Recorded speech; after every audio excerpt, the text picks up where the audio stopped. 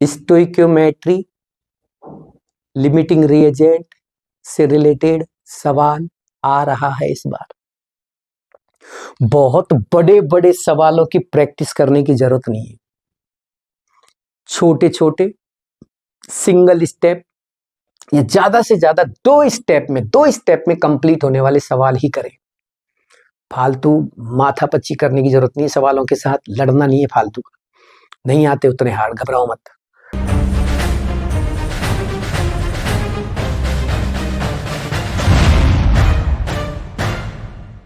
अब next question बताता हूं, मोल कॉन्सेप्ट से एक और क्वेश्चन मैं आपके सामने लेके आया हूं। देखिए, इस क्वेश्चन को कई तरह से पूछ सकते हैं। अब देखो, मैंने दो तीन तरह से, जैसे दो सवाल तो मैंने ये दो तीन सवाल तो स्टोइकियोमेट्री से दिए हैं, एक सवाल मैंने अलग से स्पेशल दिया है। अब ये देखो, कोई जरूरी नहीं है कि जैसी लैंग्वेज यहां है वैसी लैंग्वेज आपको मिले। हाँ, मिलेगा कुछ ऐसा ही, लेकिन अगर हम उसकी प्रैक्टिस करके अभी नहीं जाएंगे तो हमें कैसे वहां समझ पाएंगे, कैसे उस क्वेश्चन को सॉल्व कर पाएंगे। इसलिए उसको सॉल्व करने के लिए हमें इस टाइप की प्रैक्टिस करनी। अब देखो, आप सम बेसिक कॉन्सेप्ट में यानी मोल कॉन्सेप्ट वाले चैप्टर में कितना कुछ है, कितना कुछ करता है बच्चा। ये प्रैक्टिस, वो क्वेश्चन बिल्कुल करना चाहिए, बिल्कुल किया है आपने, बिल्कुल आगे भी करना, कोई मना नहीं है, लेकिन थोड़ा इन वाले क्वेश्चंस पे फोकस करके जाना, ठीक है। अब जैसे इस सवाल को देखिए, 0.7% ऑफ नाइट्रोजन बाय वेट का मतलब है 0.7% नाइट्रोजन बाय वेट का मतलब है कि 0.7 बाय 100, ऊपर भी ग्राम और नीचे भी ग्राम, दोनों ही ग्राम में है। यानी कि 0.7 ग्राम अगर नाइट्रोजन है तो पूरे कंपाउंड का मास 100 ग्राम है। यह मतलब होता है 0.7% बाय वेट का। 0.7% of nitrogen by weight present in a compound, then find out the minimum molecular weight of this compound.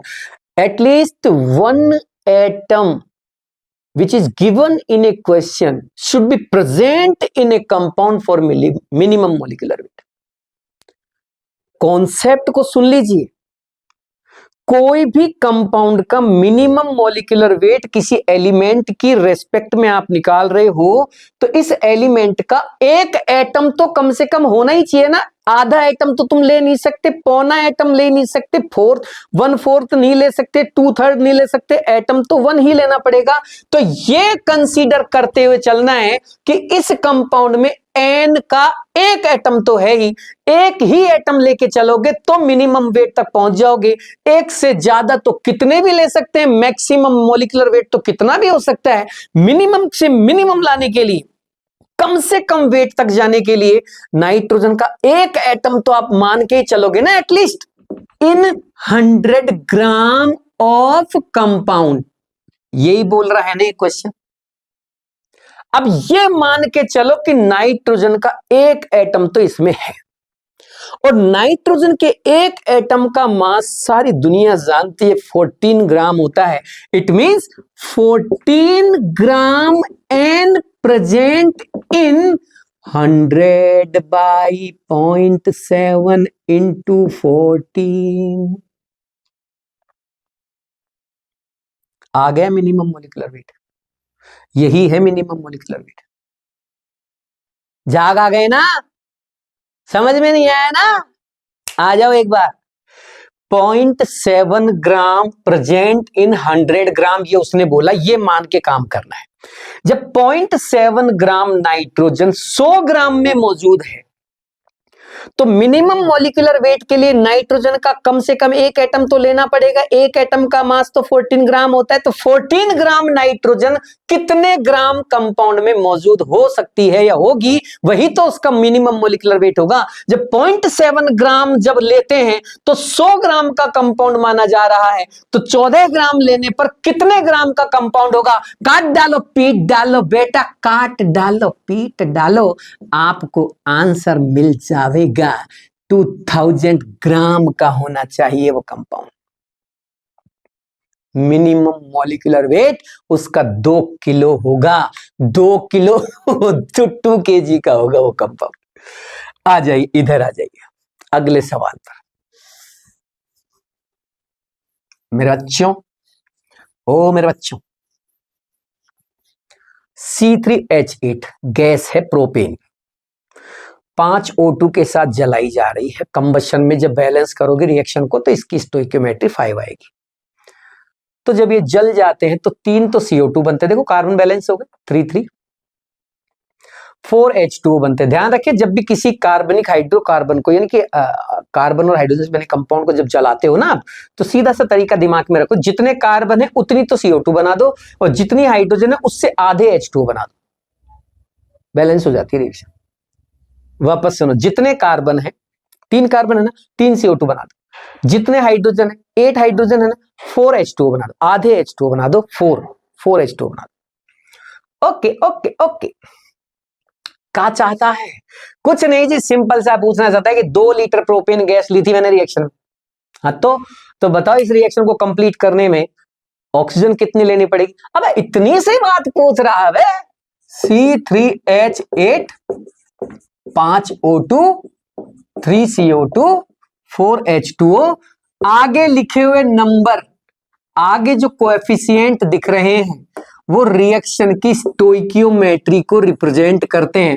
ये स्टोइकियोमेट्री मिनिमम बैलेंस इक्वेशन की पूरी नेचर को रिप्रेजेंट करती है। ये स्टोइकियोमेट्री इस चीज को बताती है कि जब ये रिएक्शन कंप्लीट होती है, यानी कि जब पूरी तरह से बैलेंस करते हैं इस रिएक्शन को, पूरी रिएक्शन कंप्लीटली कंबस्ड हो जाती है, कंबशन पूरा हो जाता है, पूर्ण रूप से कंपाउंड या रिएक्टेंट जल जाता है, तो 1 मोल प्रोपेन 5 मोल O2 के साथ रिएक्शन करता है और 3 मोल CO2 और 4 मोल H2O बनाता है। यह कहना चाहता है स्टोइकियोमेट्री। स्टोइकियोमेट्री का मतलब किसी भी न्यूनतम यानी मिनिमम बैलेंस इक्वेशन में रिएक्टेंट और प्रोडक्ट्स के आगे जो लिखे हुए कोएफिशिएंट हैं उनको एक रेशो में अरेंज कर दिया जाए तो वो इसकी स्टोइकियोमेट्री कहलाती है। वो इस रिएक्शन के बारे में बताती है। ध्यान रखें, किसी भी रिएक्शन की स्टोइकियोमेट्री से आप मोल देख सकते हो, ग्राम मोल देख सकते हो या ग्राम मॉलिक्यूल देख सकते हो। तो रिएक्शन की स्टोइकियोमेट्री के अकॉर्डिंग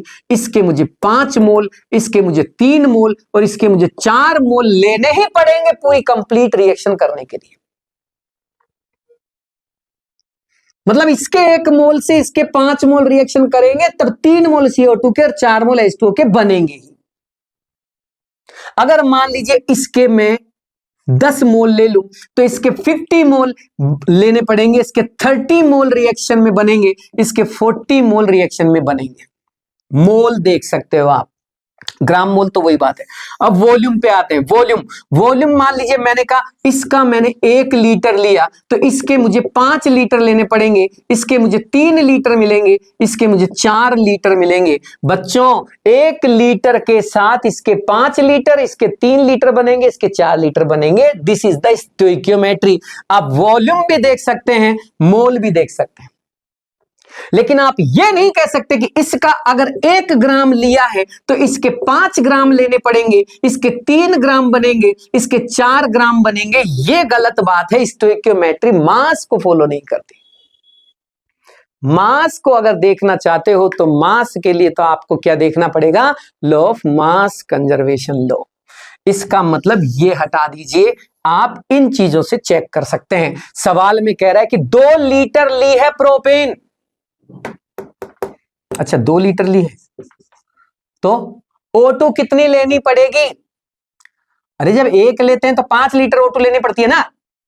किसने बताया तुमको? स्टोइकियोमेट्री ने। स्टोइकियोमेट्री कैसे निकाली? रिएक्शन बैलेंस कर दी, आ गई स्टोइकियोमेट्री। फालतू चिल्ला रहे हो। तो फिर बता O2 का कितना वॉल्यूम लेना पड़ेगा? अरे जब इसका 1 लेते हैं, इसका 5 लेते हैं, इसका 2 लेते हैं तो इसका 10 लेंगे। इतना सा नहीं आता तुझे है? Answer is 10 litre. 10 लीटर। बेटा ओ बेटा समझ में आई बाबू? कोई दिक्कत तो नहीं है? Find out the volume of O2 gas. अगला सवाल, स्टोइकियोमेट्री लिमिटिंग रिएजेंट से रिलेटेड सवाल आ रहा है इस बार। बहुत बड़े बड़े सवालों की प्रैक्टिस करने की जरूरत नहीं है। छोटे छोटे सिंगल स्टेप या ज्यादा से ज्यादा 2 स्टेप में कंप्लीट होने वाले सवाल ही करें। फालतू माथापच्ची करने की जरूरत नहीं है, सवालों के साथ लड़ना नहीं है फालतू का, नहीं आते उतने हार्ड, घबराओ मत। कितना करना है? फॉर्मूला बेस, कॉन्सेप्चुअल, छोटे छोटे कॉन्सेप्ट पे डिपेंडेंट सवाल, मोल में बदलो, इसमें बदलो, नंबर्स ऑफ इलेक्ट्रॉन्स बताओ, नंबर्स ऑफ ये बताओ, ये चीजें, which has the maximum molecules, which has the maximum moles, इस टाइप के सवाल करो। समझ में आ रहा है? स्टोइकियोमेट्री में छोटे मोटे लिमिटिंग रिएजेंट वाला कॉन्सेप्ट का इस्तेमाल करो। आप आईआईटी की तैयारी नहीं कर रहे हैं, नीट की कर रहे हैं। बहुत लंबे सवाल नहीं आते। मैंने कहा ना, या तो सवाल एक स्टेप में कंप्लीट हो रहा हो या मैक्स टू मैक्स 2 स्टेप में कंप्लीट हो रहा हो। अगर कोई सवाल 2 से ज्यादा स्टेप, 3-4 स्टेप में कंप्लीट हो रहा है, लंबा सवाल है, तो छोड़ दो उसको, घबराओ मत, कोई आफत नहीं आ रही, एक सवाल रह जाएगा। पहली बात तो आएगा नहीं नीट, वो कह दिया ना मैंने आपसे। आगे आई, 7 litre mixture of CH4 and C2H6। Okay, दोनों का मिक्सचर ले लिया, क्या चाहते हो? दोनों को एक्सप्लोड किया यानी कंटेनर में इनको रिएक्ट करा दिया, जला दिया मैंने। Then produce 10 litre of CO2 by God. Find out the composition of mixture, बता तो दिया आपने 7 लीटर। अरे बेवकूफ, 7 लीटर तो दोनों का है, मुझे दोनों का अलग अलग बता, ये तो दोनों का टोटल है 7 लीटर। अच्छा, दोनों का अलग अलग चाहिए क्या? मुझे लगा find out the composition of mixture मतलब 7 लीटर। अरे कंपोजिशन का मतलब समझ में नहीं आता कि कंपोजिशन का मतलब है इसका इसका दोनों का मिला के 7 है, अलग अलग कितना है? क्या ये 1 ये 6 है, या 2 5 है, या 3 4 है, या 4 3 है? कितना कितना मिला के 7 हुआ है ये हमको क्या पता सर, तो वो ही तो करना सिखा रहा हूं। अच्छा, तो ये कैसे निकलेगा? एक बात बता, मीथेन का कंबशन कर सकता है? हाँ, आप O2 गैस ले लो, जला दो। गुरुजी ने बताया था जितने कार्बन है उतनी CO2 बना दो, जितने हाइड्रोजन है उससे आधे पानी बना दो। जब ये काम कर दो उसके बाद चेक कर लो ऑक्सीजन कितनी काम में आ गई, 2 और 2 4, ये बैलेंस कर दो। स्टोइकियोमेट्री बता, 1 2 1 2, ये लो स्टोइकियोमेट्री, इतनी सी तो बात थी। अब ऐसे इथेन में कर, इथेन, हाँ इथेन भी है, C2H6 plus O2 convert into 2CO2, जितने कार्बन उतनी CO2, जितने H उससे आधे पानी, मतलब H2O। बैलेंस करो, 2 2 4 और 3 7, 7 बाबूजी। 3 देखो, 2 2 4 तो ये हो गए, 3 ये हो गए, 7 ऑक्सीजन काम आ रही है, तो 7/2 O2 कर देंगे तो 7O आ जाएगी ना। ओके, इसका स्टोइकियोमेट्री 1, इसका 7/2, इसका 2, इसका 3, ये लो गुरुजी, इसकी भी निकाल दी मैंने स्टोइकियोमेट्री। अब 5 नंबर दे दो, 5 नंबर दे दो। अरे 5 नंबर कहां से दे दो, क्वेश्चन तो पूरा होने दे। अरे क्वेश्चन तो पूरा होने दे, 5 नंबर कहां से दे दो, आगे तो कर, स्टोइकियोमेट्री तो लिखिए तूने, अभी बावला हो रहा। अब एक बात बता, दोनों को मिला के 7 लीटर लिया है ना? हाँ, सपोज दैट ये X लीटर है, तो फिर ये कितना होगा? अगर ये X है तो ये 7 माइनस X होगा, इतनी सी बात ही तो है। ओके, अगर ये X लीटर है तो ये कितना लीटर होगा? ये X लीटर है तो ये डबल कर दो, 2X लीटर होगा। और ये 1:2:1, ये भी X लीटर होगा। शाबाश, इसमें आ जाए। जब ये 7 माइनस X है तो फिर ये कितना है? सर ये जब 1 है तो ये 2 है, जब ये 7 माइनस X है तो ये 2 इंटू 7 माइनस X हो जाएगा। शाबाश शाबाश, अरे बड़ा होशियार हो गया है बेटा तू तो, थैंक यू सर। X लिया, इसका X बना, लेकिन गुरुजी इनके बारे में तो पूछी नहीं आपने, मैं तो इनकी भी बता दे। बेटा जरूरत नहीं है ना, ज्यादा भावुक मत हो, मुझे इसलिए नहीं जरूरत उनकी क्योंकि CO2 की बात चल रही है बस यहाँ पे। कहा चाहते हो CO2 कितनी बनी है ये बता। CO2 कितनी बनी है? इसकी तो X लीटर बनी है, इसकी 2 7 माइनस X लीटर बनी है। सब बात लेके आ नीचे। सर इसकी CO2 X लीटर, इसकी 2 7 माइनस X लीटर, टोटल कितनी है? टोटल मुझे क्या पता, क्वेश्चन में देखना, produce 10 litre of CO2, 10 litre है सर टोटल। अब भी नहीं आ रही समझ मैं क्या कर रहा हूं? इसकी CO2 और इसकी CO2 दोनों मिला के दे रखी है ना आपको उसने 10 लीटर, बस यहीं से क्वेश्चन निकलेगा अपने, यहीं से आंसर आएगा।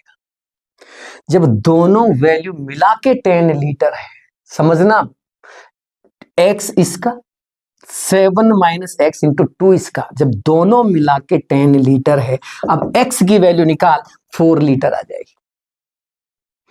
7 इंटू 2 14, उधर जाएगा 4 लीटर x। जब x 4 लीटर आ गया तो मतलब x तो कौन मानी थी तुमने? मीथेन। तो बेटा इथेन कितनी हो जाएगी? थोड़ा दिमाग लगा के देखो, जब मीथेन x लीटर तो इथेन हो जाएगी 7 minus x equal to 3 litre. This is the answer. समझ में आ रहा है? बहुत ही शानदार सवाल है। अब मैं ये नहीं कह रहा कि ये यूं कहीं उतर के आ जाएगा, समझ गए? हाँ, इस टाइप के सवाल आने का चांस है, करना अच्छे से। हो सकता है वो कोई और दे दे, कोई और मिक्सचर दे दे, हो सकता है वो किसी का कंबशन प्रोपेन की बजाय किसी और का कंबशन दे दे, वो कोई अलग चीज। वो तो देखो मैं नहीं बता सकता बेटा, वो तो आप भी जानते हो ना।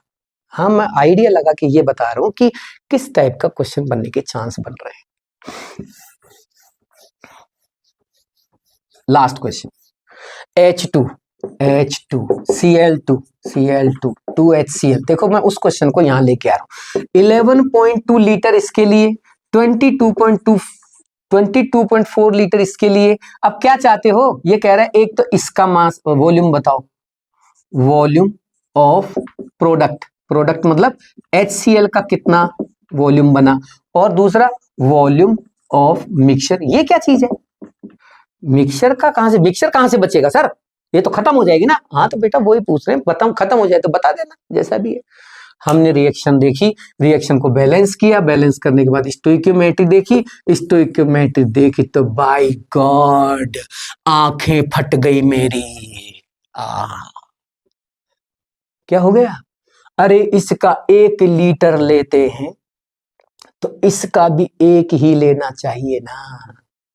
तो क्या हो गया? तो यहां 11.2 लीटर लिया है और यहां 22.4 लीटर ले लिया, ज्यादा ले लिया।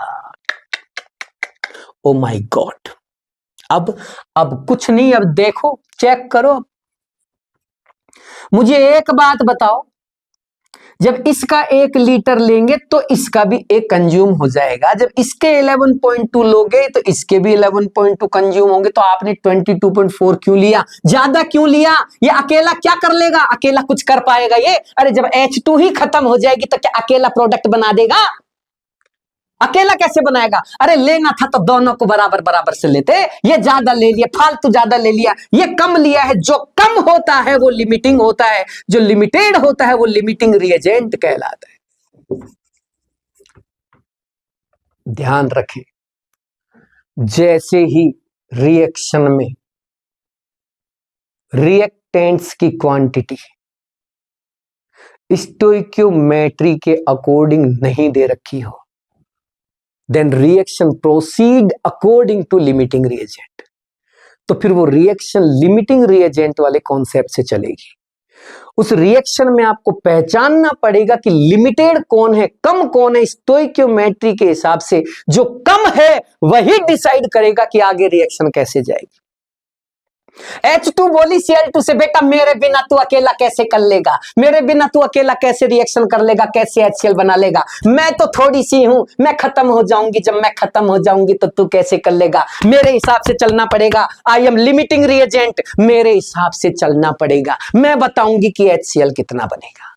सही बात है, H2 ही बताएगी कि HCl कितना बनेगा, Cl2 नहीं बता सकता। H2 से पूछा मैंने, हाँ बता। देखो लिमिटिंग रिएजेंट बताने का तरीका एक और है, आप चाहो तो स्टोइकियोमेट्री देख सकते हो और आप चाहो तो ऐसे भी देख सकते हो।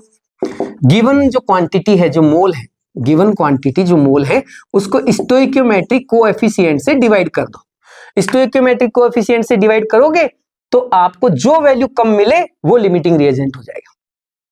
जैसे 11.2 डिवाइडेड बाय 1, 22.4 डिवाइडेड बाय 1, कौन कम मिला? ये वाला। जो कम मिलेगा वो लिमिटिंग रिएजेंट होगा। ये भी एक तरीका, आप इससे भी निकाल सकते हो। अब मैं आपको आगे लेके चलता हूं। रिएक्शन हुई, रिएक्शन होने के बाद जब मैंने देखा तो पता लगा H2 ही डिसाइड करेगी। तो H2 डिसाइड कर रही है कि देखो भैया ऐसा है, जब हमारा 1 लीटर लेते हैं तो हम HCl के 2 लीटर बनवा देते हैं। अब अगर तुम हमारा 11.2 लीटर लोगे तो हम तुम्हें 22.4 लीटर का HCl दे देंगे। ये तो हो गया आपके पहले सवाल का जवाब, 22.4 litre HCl, volume of HCl। मेरा दूसरा सवाल वॉल्यूम ऑफ मिक्सचर। मिक्सचर का मतलब समझते हैं आप? देखो ये तो completely consume in this reaction, खत्म हो जाएगा। अब बचा ये क्यों बच जाएगा? क्योंकि तुमने 22.4 लीटर लिया था और काम में केवल 11.2 लीटर ही आया है, यानी 11.2 लीटर तो ये बच जाएगा। 11.2 लीटर तो Cl2 बच जाएगा, remaining quantity of Cl2 11.2 plus 22.4 litre, 22.4 litre of HCl। This is the produced quantity, this is remaining quantity, this is produced quantity and both are the mixture quantity. अब इन दोनों को जोड़ के आप बताइए कि टोटल मिक्सचर का वॉल्यूम कितना आपके पास है, क्योंकि जो बन गया वो भी मिलेगा और जो बच गया वो भी तो मिलेगा। मिक्सचर में तो ये दोनों चीज मिलेगी, इसलिए दोनों के वॉल्यूम को सम करके अपना आंसर दे के आना। ठीक है, आ गया होगा समझ में? अब फिर मिलेंगे अगली क्लास में। आज की सभा को यहीं समाप्त करते हैं। अगली सभा के लिए फिर मिलेंगे, फिर आएंगे, फिर एक बार एक क्वेश्चन को डिस्कस करेंगे। तब तक के लिए नमस्कार।